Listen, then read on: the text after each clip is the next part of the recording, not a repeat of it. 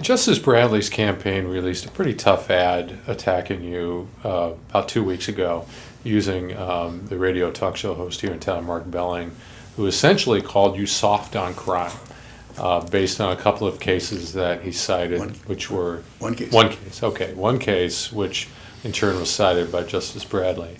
So, are you soft on crime? And if you think you're not, talk about that one case and what happened there and how you viewed the whole idea of justice for people who have committed crimes. All right. That case involved two cases. One was the same defendant battered a woman, his living girlfriend, 3 weeks before the major case occurred, which was, they're still living together apparently, and he terribly beat two children. Mm-hmm. I came to me at a calendar call.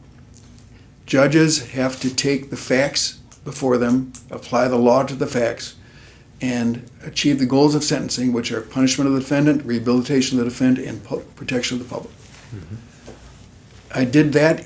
I've been a judge for 26 years. I've sentenced over 30,000 criminal cases.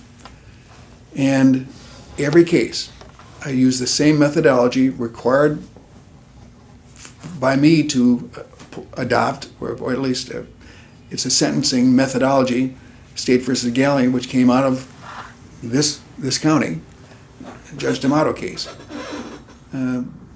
where we have to individualize the sentence. I did it in that case based on the facts I had.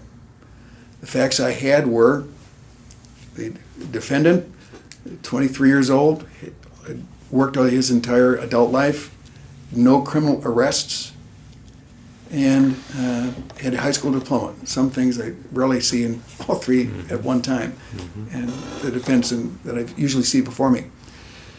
These were his first arrests. The mother chose not to participate, and was not at the sentencing, chose not to participate in the matter, and I sentenced based upon the evidence I had before me. It was a recommendation from the state and the defense for 5 years probation, pleaded one of the felony counts, dismiss everything else, and 12 years, holding 12 and a half years over his head, 5 years probation, 1 year in the county jail. I added no contact with the victims.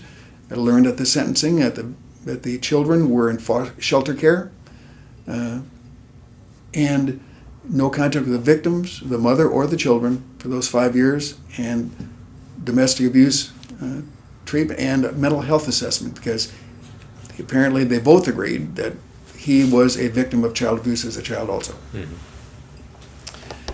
The facts I had, I sentenced it. Appropriate sentence. What was that sentence?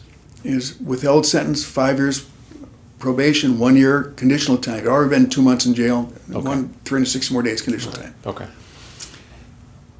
And she then, in an article in the Janesville Gazette 2 days later, indicating her opinion of the sentence and the effect on the family. These are things I would have loved to have heard of the sentencing, because I have changed sentences based on one of the things we consider, the impact upon the family and the victim. She chose not to be there for that, and if you were to ask me today, would I have the same sentence? No. I would have had different facts. The facts which would have been key for me, the impact upon the family.